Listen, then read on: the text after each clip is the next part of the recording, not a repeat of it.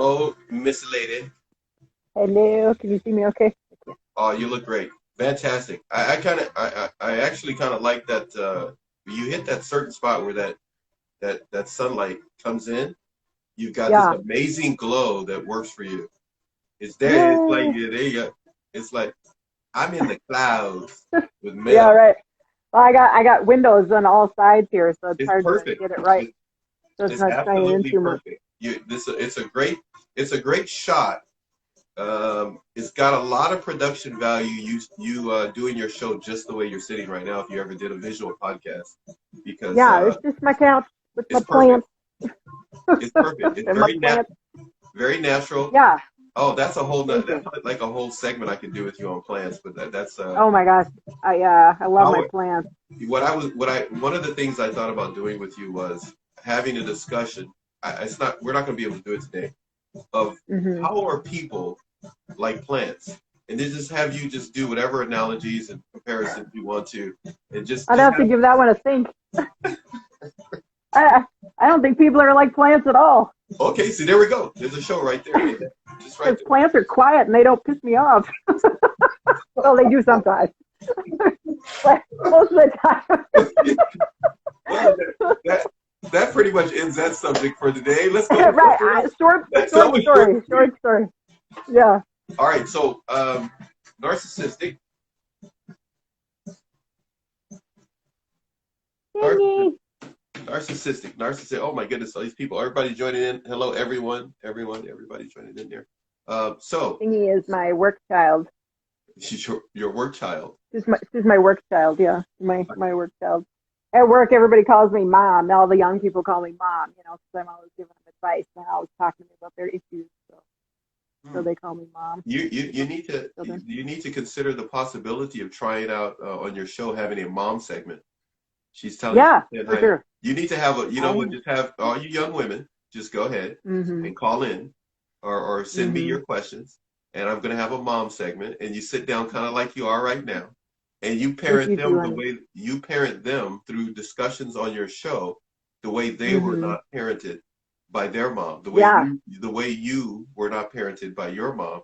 You start to give them Mhm. some very constructive advice that will help Mhm. them navigate their life to not fall for every sweet tongue and pretty face and end up. Right. No, I'm just Yep. no. Hey, we're just talking. No, that's you're right. No, you're right, and that's what I And do with them. Right. They. yeah, yeah. No, that's part of the amount of beautiful gifts that you have, amount of gifts that you have Mhm. to give to this planet is that you can be the mom. You know how to Hi. help people navigate the landmines of life, especially a female, Yeah. because you know I I don't think you're inclined to be a male basher, let alone No. hate No. on other females. That's not your nature.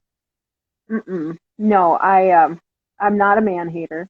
I know Red Flag Finder looks maybe like I'm a man hater, but I really am not. I love men. I love decent, honest, non-lying, cheating men. That's the kind Well, of men that I like. let me as a man, let me just say this: all men lie, just like all women Hmm. lie. It's just Oh, depend. for sure. It's just every Yeah. human lies, but we're talking Everybody about does. people Yep. who deliberately want to deceive. That's different. So Yeah. Yep. there are Yeah. there. I think you found your niche.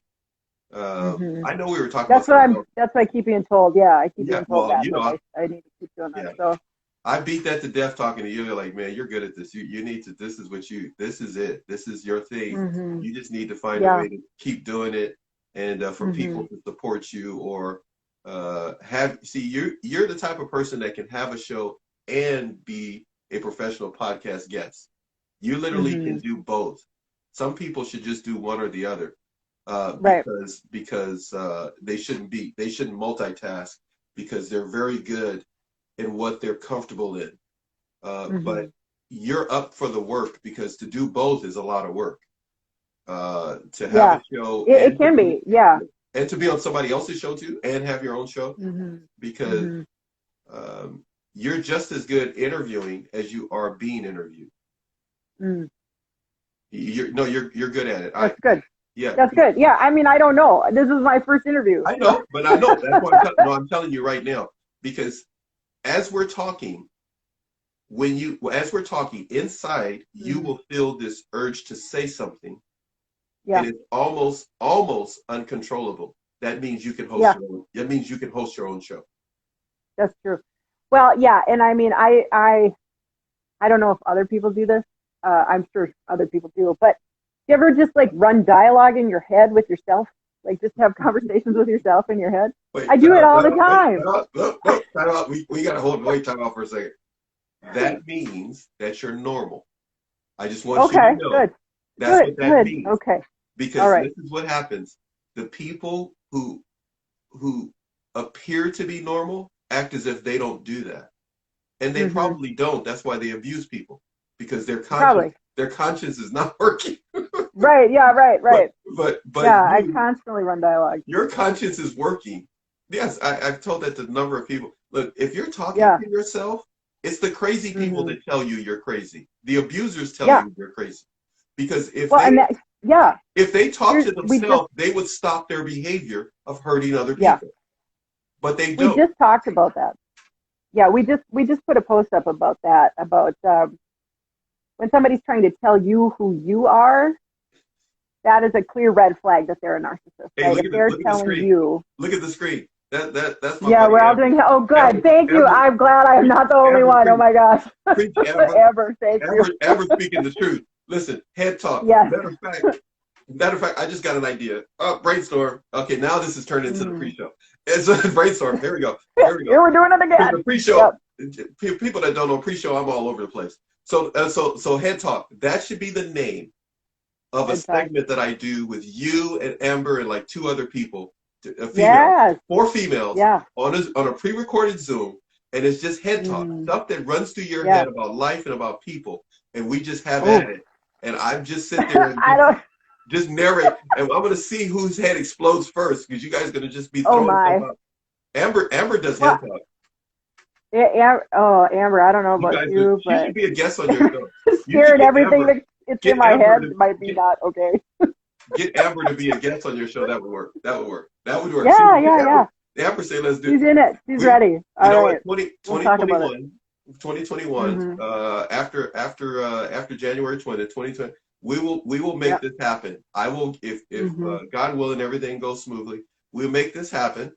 We'll get Amber, yourself, me, and I'll get 2 other people. We'll do a Zoom, a pre-recorded Zoom. We'll release it sometime maybe in February or March, and we'll just have at it. We'll have a head talk, and I'll just pick subjects. You guys won't know what it is, and you guys just have at it. I'll just throw subjects out there, and it'll just be an open discussion, and nobody be hating on nobody. Everybody just be We just my standard will always be no profanity. I know that You're crushing my dreams, bro. I mean, I don't want it to be R-rated or anything. I just want to have a discussion. I know. I'm just saying. But look, this is a pre-show. We're just like all over the place, and so this is what it's like. This may not mean anything to everybody else, but we're just having a discussion. We're just rambling. We're just rambling. I want to go back though. I want to go back to whatever we were talking about before. I totally forgot. But also, I want to go back to this. Relationships. Red flags, narcissistic abusive relationships with males. What's the red flags? What should a woman be looking for? What are some things? Oh my God, there's so many. Seriously, there's so many. Big ones are so I mean, all right. let me get settled. Sorry, this mama talk, mama talk session. Go ahead, mama talk. Go ahead. Mama talk section right now. So we're actually, me and my friend, we're writing a book series because there's so many red flags. We had to actually break them down into different stages, right? So you have your dating red flags, where you're like the red flag finder posts, where you can pick out red flags in the dating profiles and in their messages, right? One red flag that comes up right away is when they tell me that I'm going to have a really good time with them. No, I'm already not because you're arrogant and I don't like you already, right? So that's the first red flag.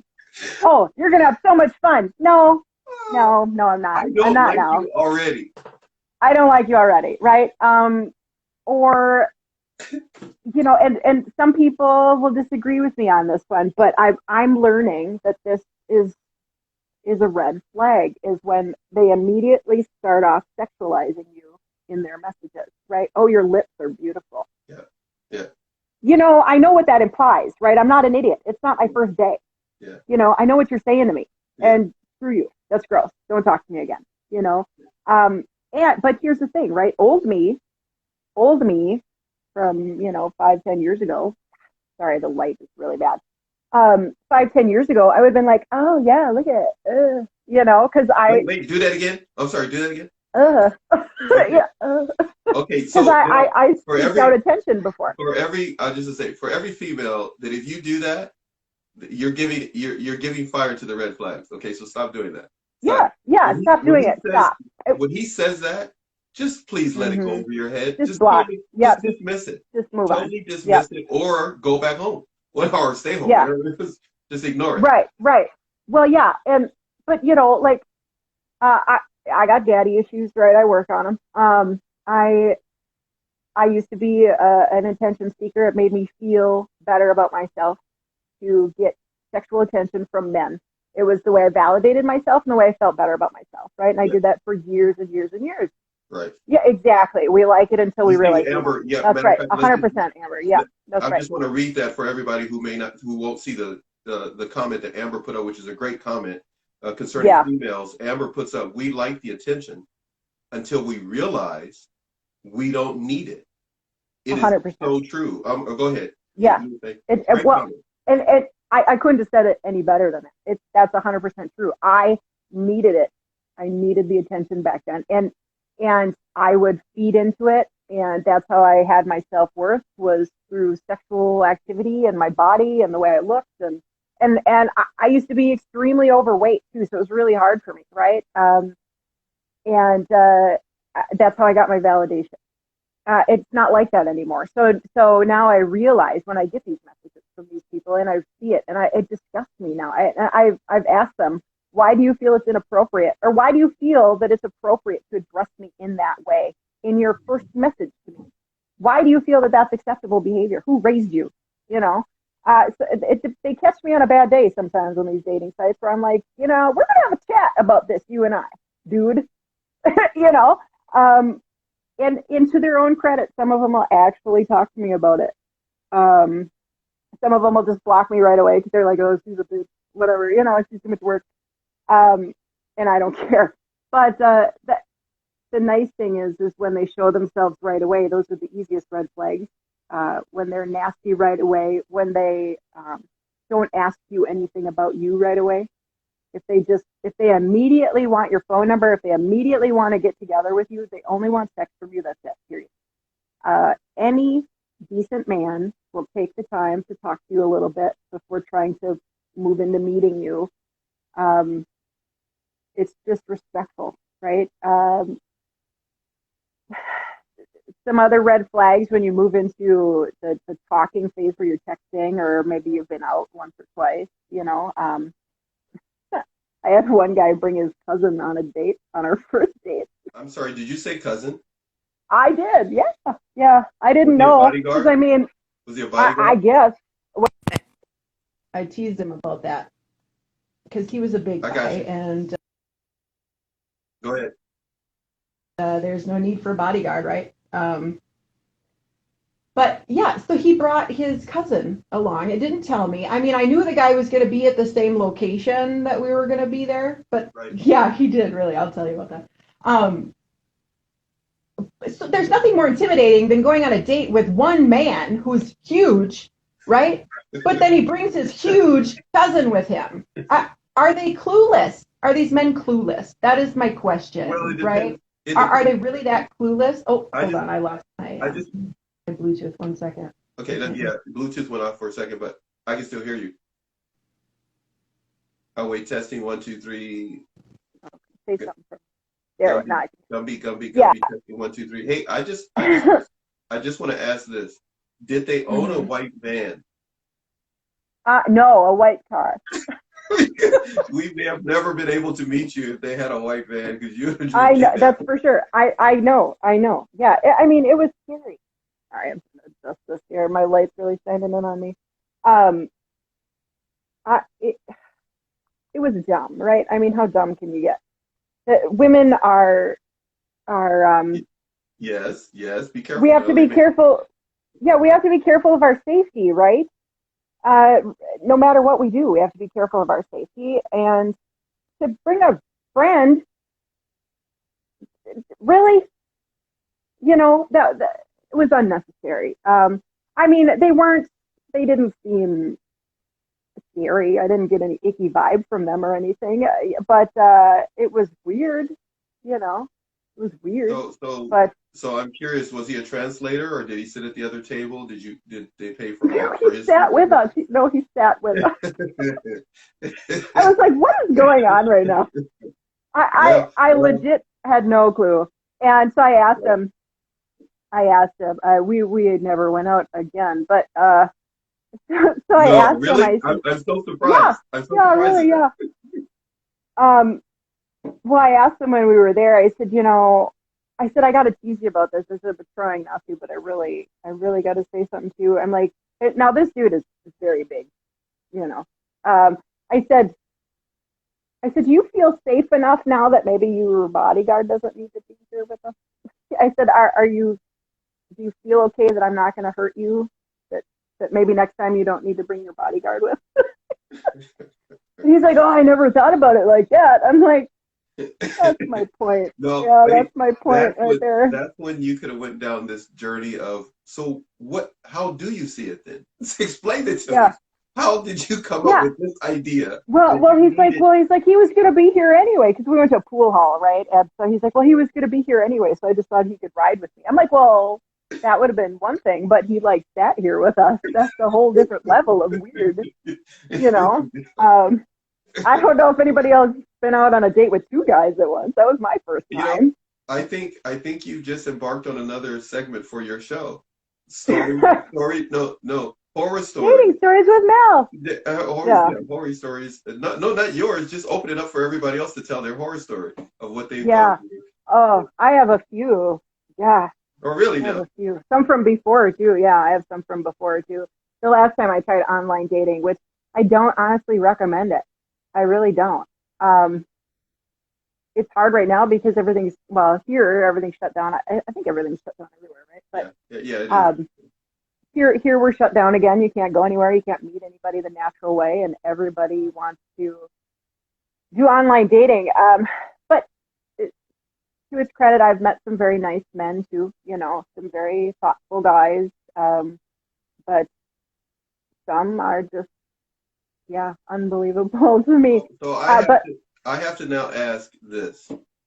Now that you've talked about meeting different people and so forth, we've touched on the red flag aspect of life and meeting people, different things to keep in mind. What are some red flags you personally didn't catch, but now look back and see them beside having, an extra person show up when you're going to meet somebody?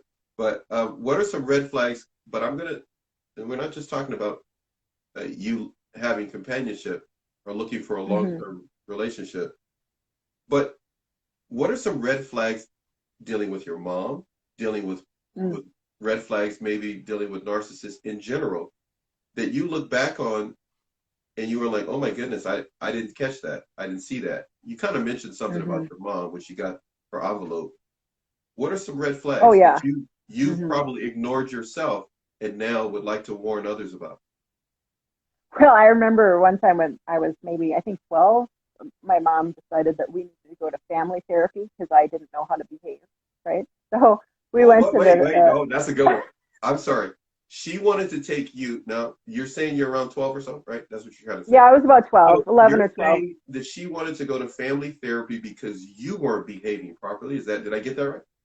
Yep, that was her reason, because I wanted to go be by my friends and I didn't want to listen, like all 12-year-olds. You were being disrespectful and being to her.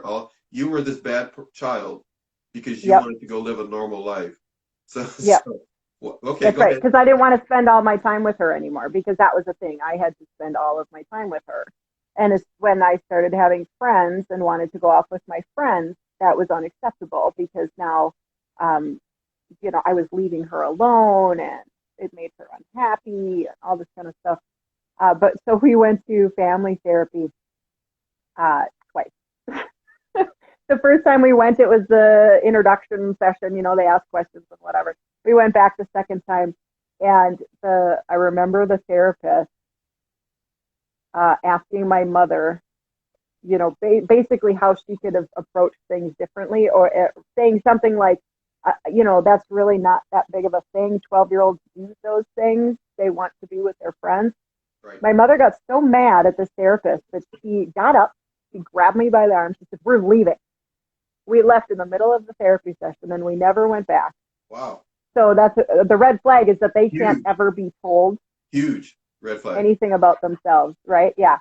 They can't be told that they need to do anything different. One time, so here's a good way to spot a narcissist. If you ask them, how did I ask? If I asked my mother this one time in the car, I said, what is one thing that you could change about yourself?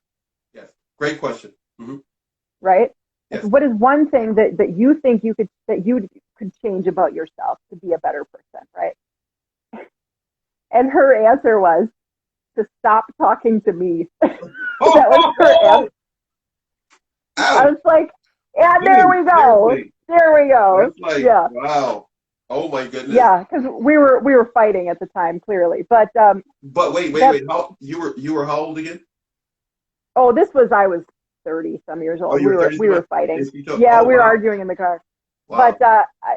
But it's a good way to spot one, because they cannot pick out something about themselves that they need to change, because they are perfect in their own mind, right? So there's nothing wrong with them. And they can't fathom the idea that they need to do anything different with their life or themselves or their personality or their behavior, because they are so wonderful. How dare we even ask that question? Another thing that really gets them is if you say, not everything is about you. Ooh, that cuts them. They're just, they hate that. I love saying that. It's so great. Because it is. They think everything is about them. Everything you do is about them. Everything you say is about them, even when it isn't, So if here's another good one. If you post something, because we all post on social media nowadays, right? If you post just some random thing that you like on social media, and your significant other says, "Is this about me? What is this about? Why are you mad at me?" Right? If they're constantly assuming everything you post is about them, that's a red flag. Doesn't necessarily mean they're a narcissist, but it's a red flag, right? Because then they're super insecure and they're full of melodrama. You can't just be yourself and post something. I had one of the relationships I was in, because I like dirty jokes and dirty humor, and all of my friends know this about me, and we make dirty jokes together, and that's just how we've always been, right? And I would make a post that would be just a little dirty joke humor or something, nothing terrible, but just something. And he got so mad at me because he said that is inviting unwanted attention. And I said, well, I can kind of see your point, but you have to understand, this is the relationship I have with my friends. And it's not like I posted it on Instagram, which is public, where anybody can see it. This was within a group of my friends, that I've known for 20 years. And it's little subtleties when they try to control your behavior. Those are red flags. He one time made a comment about how I share personal things on Facebook, and it is so stupid because he doesn't share personal things on Facebook, and he thinks it's stupid when I do that. That's a red flag, and it's insulting, and it's calling me stupid, and it's downplaying my personality. Bingo. He's calling you stupid, and you don't have value. Yeah. By all means, I know people know this, but I'm just, my 2-second soapbox. Look, when a man does that, when he attacks your intellect, and he puts down your personality, or in other words, your value. Our personality is our value. We can lead with our personality. We can lead with our bodies. We can lead with a number of different things. Our intellect. But when a man attacks a woman's intellect and her personality or her character, he does not see value in her. He can live with her. Right. He could be sleeping in the same bed. They could go do groceries together. They can go shopping. They can go to Italy together. But in his mind, she is way undervalued in his mind. There's no value she brings back to him. He wants. Yeah. Oh yeah, I learned that day. And that's a huge red flag when a woman.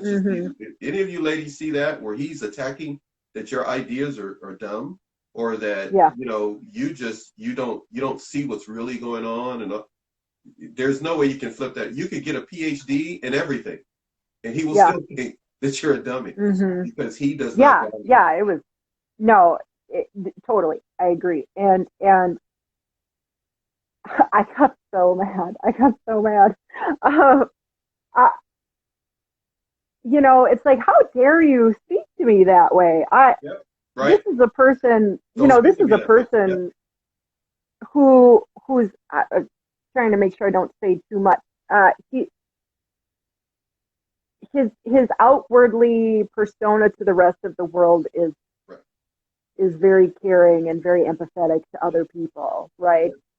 His literal job includes being these things.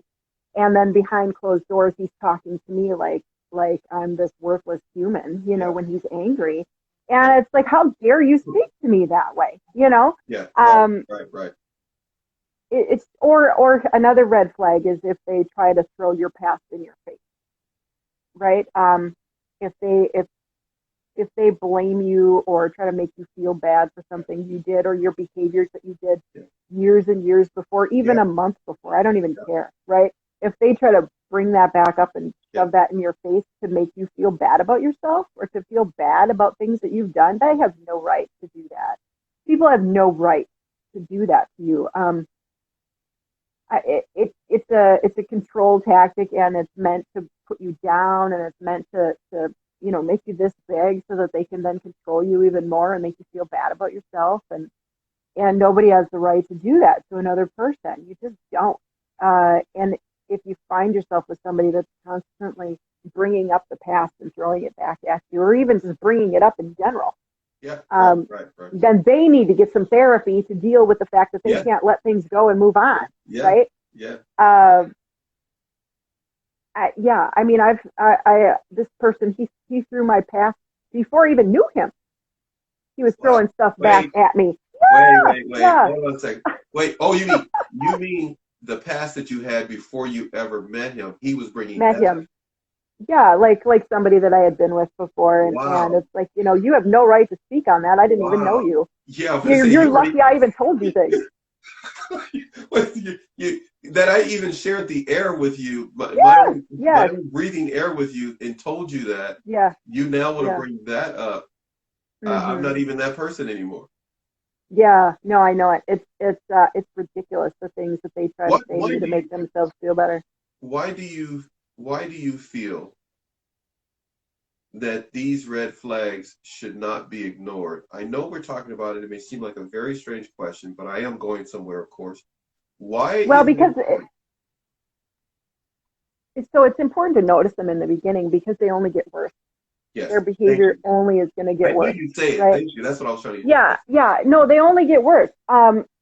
It starts off as these little things. It starts off as the little dig, or the little you're stupid, or the little, oh, I can't believe you said that. It starts off with these little things, the little controlling behaviors. Oh, I don't like that post that you made. I don't like this person that is your friend. They always like all of your stuff. It makes me uncomfortable. They start off in an easy way, trying to play it off as a new relationship situation, right? Well, sometimes they're just straight up aggressive about it. But in my last situation, it was the controlling behavior that I ignored in the beginning because I gave him the benefit of the doubt, right? About feeling secure in our relationship, and because I can be possessive myself, right? And I try to work on it, and so I was I was trying to give him the benefit of the doubt because I know how it feels to be that way and to have those feelings, you know. So that's where I would give him the benefit of the doubt. But it only got worse. The behavior got worse over time. And every time we'd have an argument and I would say, you know, you do not get to speak to me this way.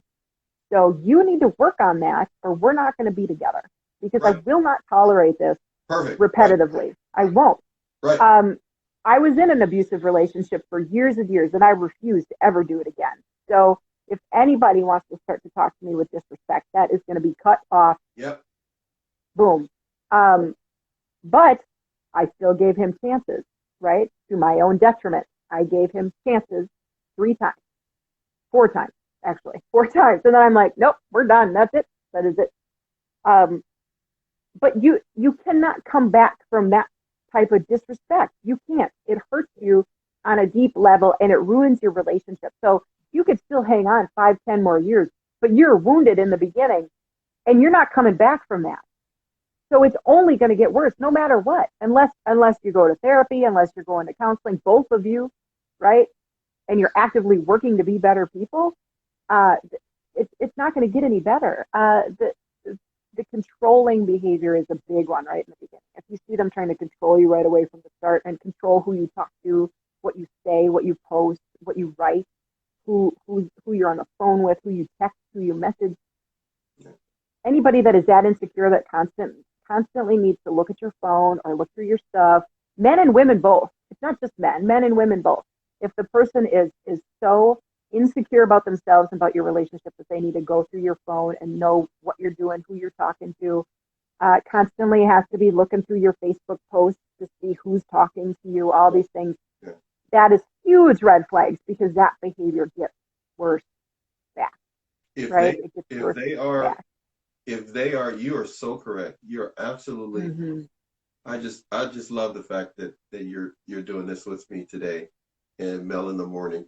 But you're absolutely correct. If they are with you and they're stalking you, and living right with you and they're stalking you, what will you think? What do you think they were doing before they met you? If they knew you, what do you think they're going to do if you break up? They're going to do. This is their pattern.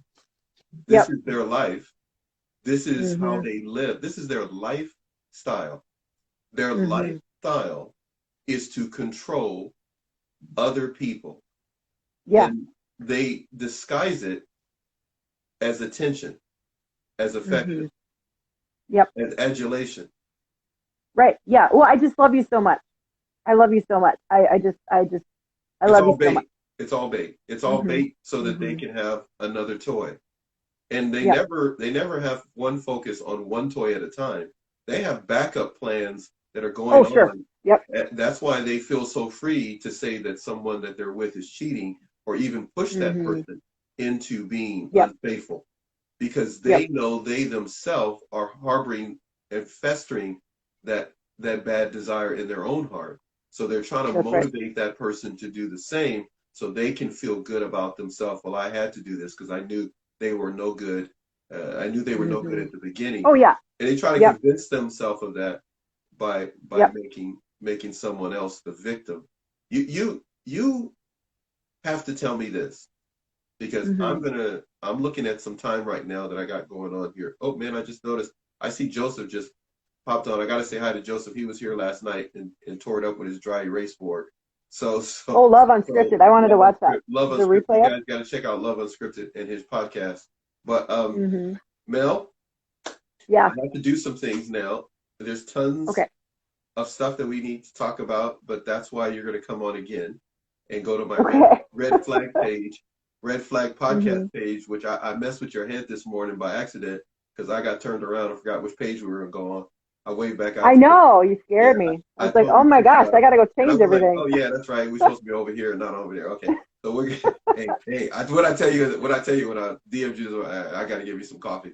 So Get the coffee going, yep. Make me some coffee right now because she made me some coffee. I feel a lot better. But, okay, Mel, I'm going to say a few things to you and I want you to speak your mind and tell me what you think. Okay. All right. You ready? I'm ready. Always. You ready as you can be because you have no idea what I'm going to do. Okay. Oh, I'm ready. All right. We talked about this. This is okay. Yeah. All right. You say that now. All right. So, softball, easy questions. The first three Okay. are easy.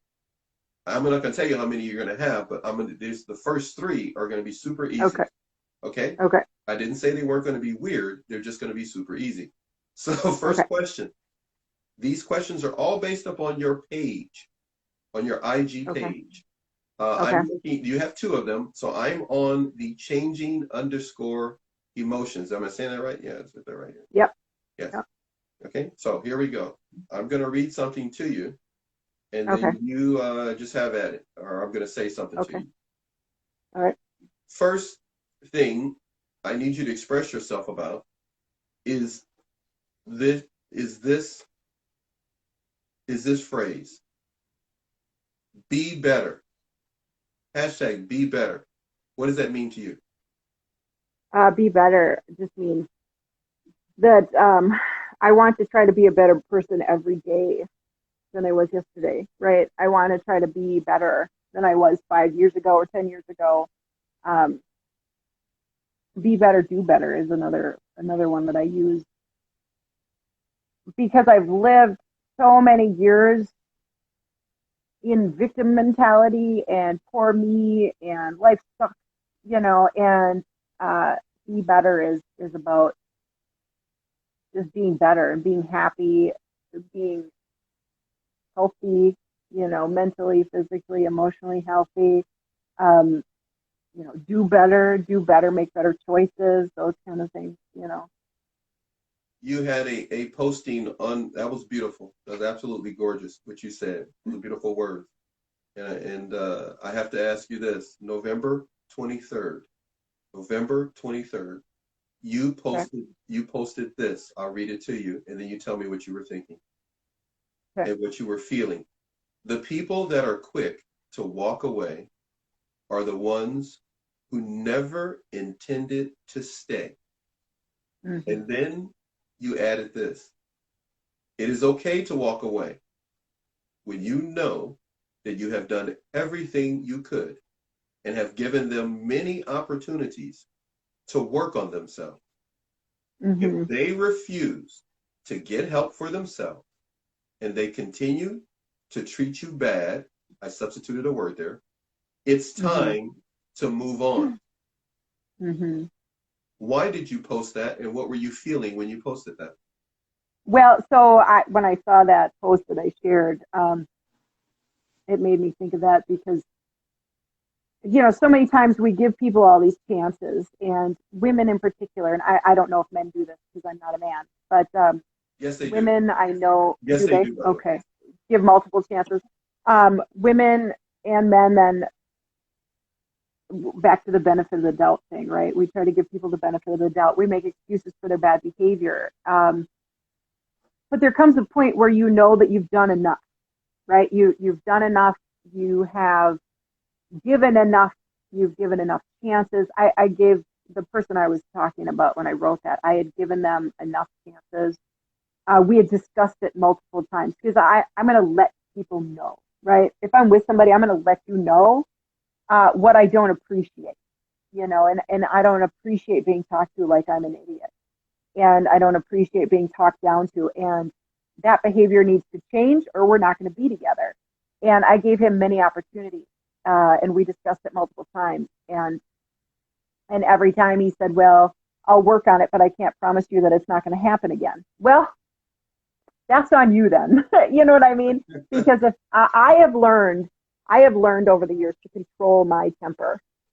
And as a hot-headed female, if I can control my temper and not rage at somebody when I'm mad and not say things that I don't mean and not be vulgar and say hurtful, disrespectful things to somebody, then I know everybody else can, right?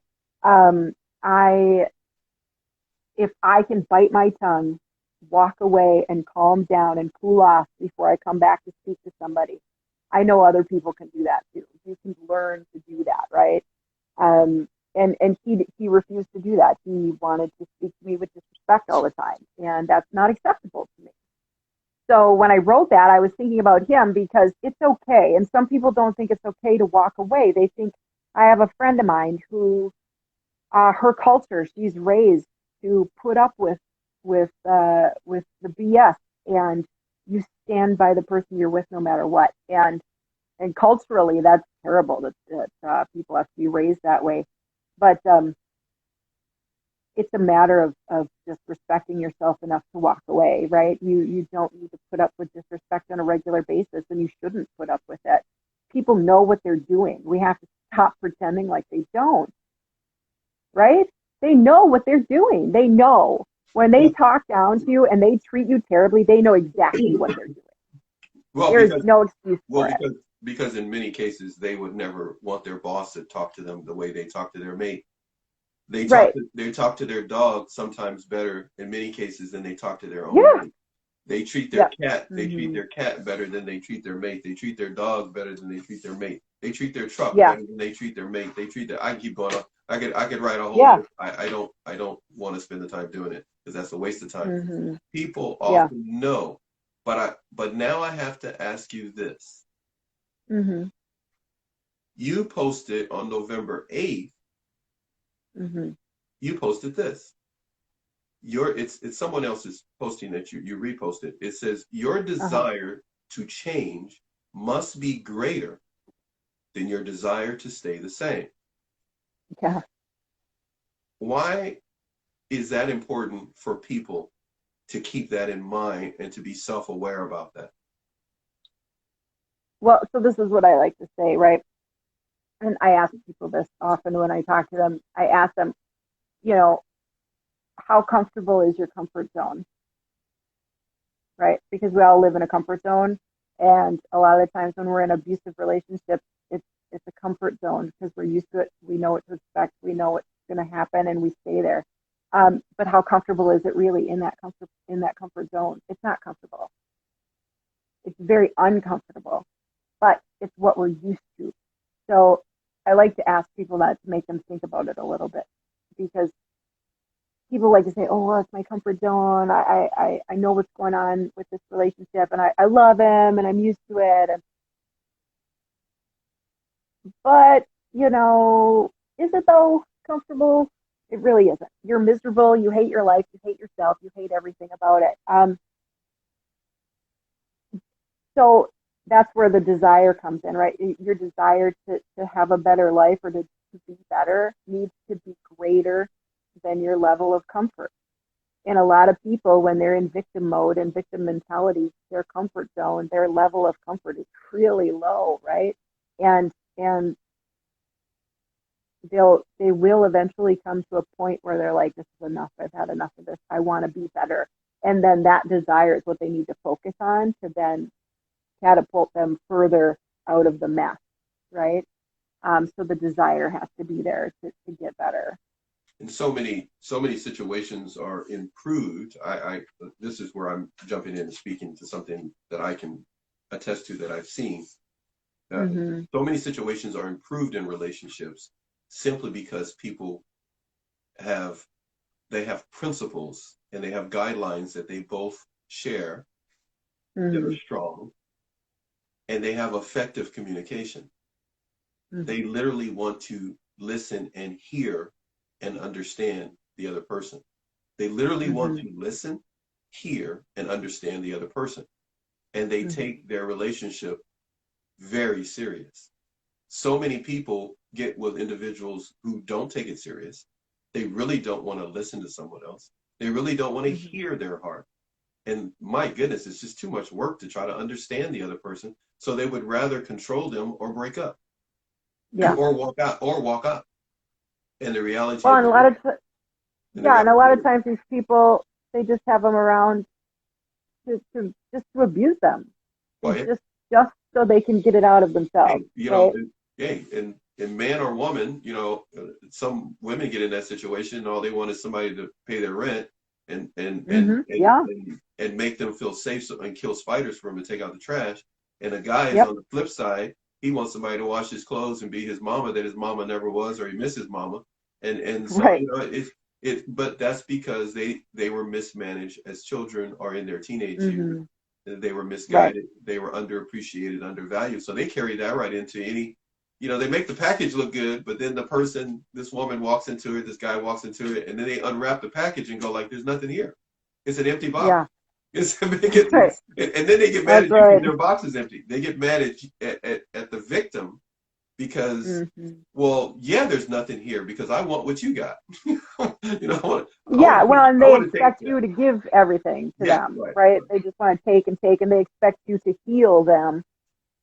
I've been told some crazy things in my time, but you're getting mad. I can tell. I get frustrated, right? I get frustrated. I know. That's what I'm saying. I get frustrated because I lived it. You want to get it out? Well, go ahead. I want to get it. I gotta get it out. Gotta get it out. Okay, look. You got 5 minutes to get it out. Go ahead. Five. Just 2 minutes. 2 minutes. Go ahead. 2 minutes. Yeah, don't give me 5. Yeah, I know. I can't give you 5. Two for you. 2 for you. 2 for you. 3 for me. 3 for you. Yeah. It's just frustrating because I've lived it and I put up with so much, and I willingly ignored red flags to be in a comfort zone, and it's so frustrating to look back at it. It's so frustrating to look back at myself going, God, what were you doing? Yeah. But I believe that everything is for a reason. Everything has a purpose, and we are meant to learn from every experience that we have, and every person that we're with. Learn?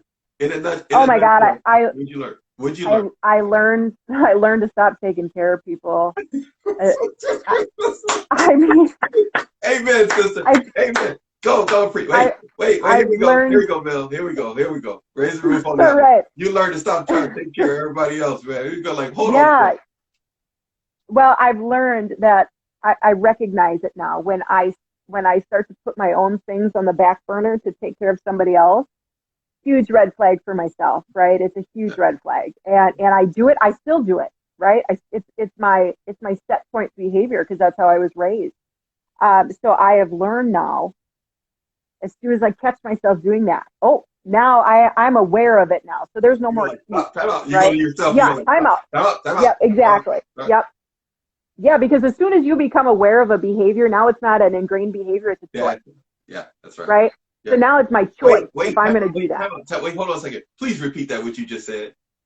Please once you recognize. As soon as you are aware, as soon as you are aware of a behavior pattern within yourself, as soon as you're aware of a behavior pattern, it is now not just a habit.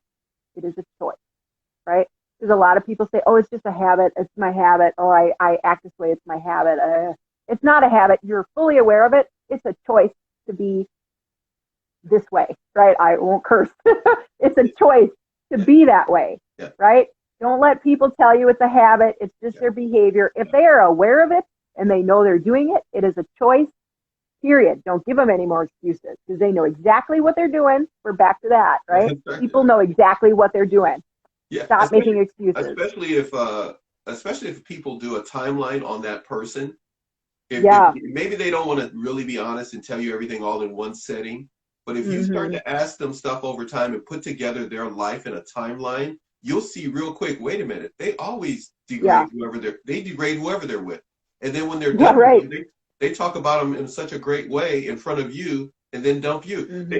They have this pattern of doing something, whatever it may be, all the time. Yeah. And it tells you, wait a minute, this person's not good for me. Because if I ask them, well, what's your parents' relationship like? What are your siblings? What are their relationships with the opposite sex like? You'll start to see that they have this influence from all over the place. And it causes them to do it to you. It causes them to repeat that pattern on you. Well, and a lot of times you'll notice in their family too, their family allows them to get away with that behavior too. True. And they're gonna surround themselves with people that allow them to continue that cycle. And so you'll find, and that's what happened with the last one. I was the only one that confronted his behavior all the time, and so of course then I became too much work, right? Because now I'm not going to tolerate it. So therefore he can't get away with it anymore. So that's why they start getting mad at you all the time. And then they really get nasty with you is when you start to question their behavior because they're surrounded by people that allow them to continue their bad behavior. So of course they're not going to like you when you're pointing it out, saying, hey, you don't get to talk to me that way. You don't get to get away with that. You don't get to treat me that way. And they're like, well, but yes, I do, because everybody else lets me treat them that way. You know, It's pretty. if you, I'm sorry. It's pretty important then at the beginning of any relationship for someone to be mindful to set that standard at the beginning. Not in the middle or toward the end of the relationship, but at the beginning, let them know. Now, these are some of the things. I don't tolerate people talking to me this way. I don't tolerate this. I don't, and not be afraid that, oh, I'm going to end up alone because my standards are too high. No, you're just swimming in the wrong pool.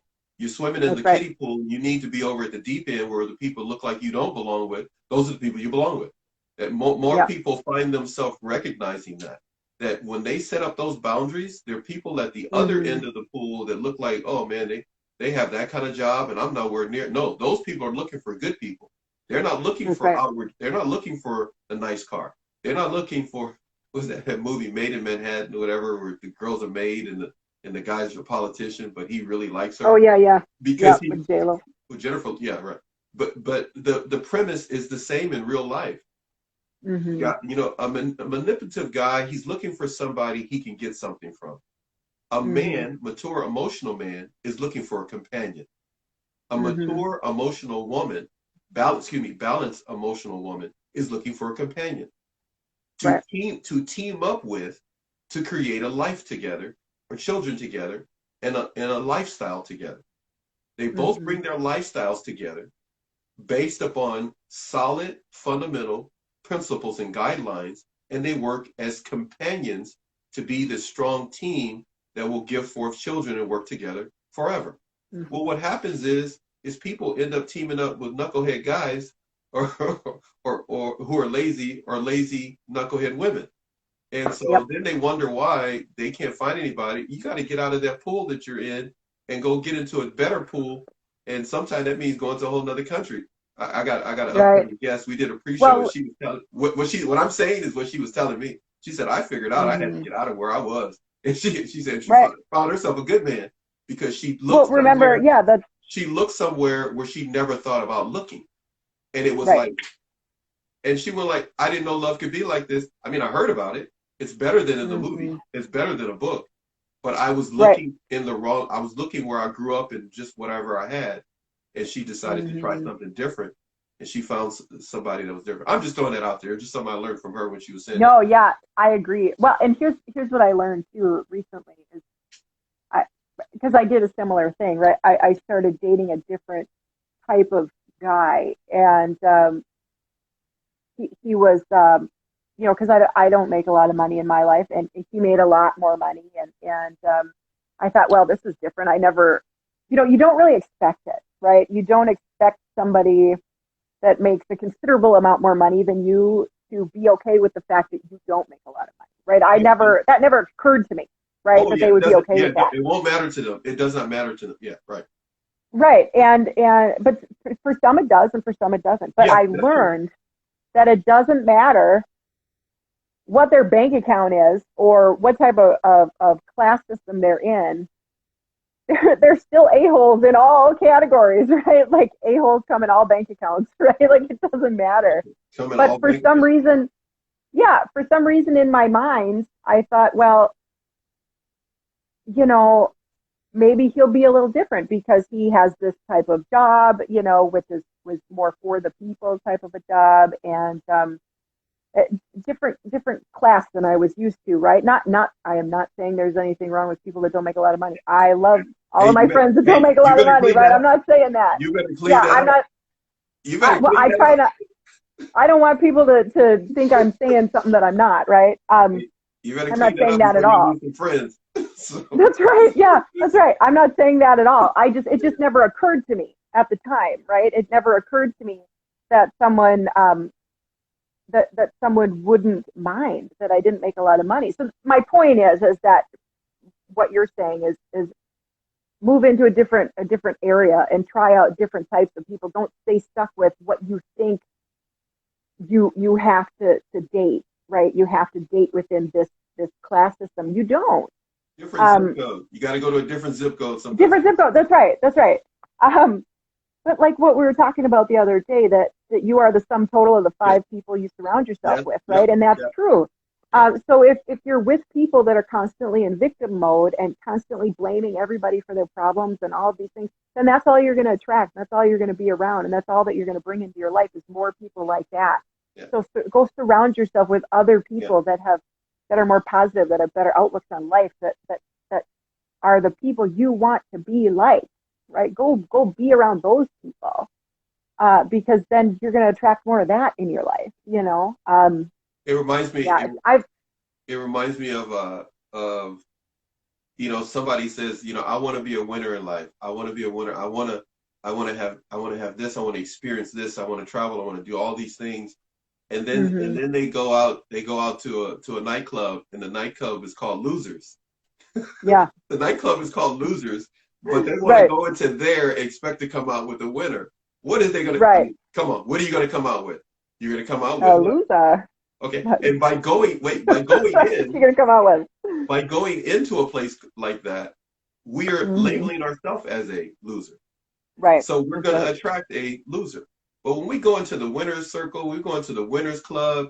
When we go at you know, they got these places called gentlemen's club. Okay, we all know that that's not who go in there. Right. Well, but when people literally go into a losers club, they pretty much are going to come up with a loser in their relationship, in their mindset, in the way they take care of their own body, in the way that they handle their finances. It's just going to trickle into every aspect and dominate every aspect of their life. But see, I knew we were going to do this because this is what we did when we had 2 pre-shows technically in one day. Right. We talked so much before we did this show that we were going to do this. And that was my concern this morning, even late last night when I was looking at it, going, okay, I have to have some self-control talking to Mel, because I did Mel in the morning and we're going to be talking into the afternoon. And I got 2 more. Yeah, going off topic. Yeah, you do. So listen. I just wanted to say one thing real quick. Let me say one thing back to the last real quick? No, you and I don't do I'll try to keep it short. No, go ahead. Well, somebody typed in strong boundaries all the way. I forget who. Yes, I did see. Yes, thank you for bringing that up. Yeah. And that's true, right? And I did that. This was the first time in a relationship that I set strong boundaries in the beginning, and I was very proud of that. But the first time I went to say something to him about his bad behavior, I was so afraid to even say anything that I almost didn't, because I was so used to just ignoring it and just hoping that it gets better and not saying anything. But I had been single for a long time, trying to work on myself, right? And I'm like, well, so I need to present these boundaries now that I've been working on all these last few years, right? And so I did, and that's when I said, you know, this disrespectful way you're talking to me is not going to stand, and I'm not going to continue to tolerate it. You need to work on yourself, right? But I was so afraid to say that. It was terrifying to me to say that to this person. It broke like every habit that I've ever had in the past, you know.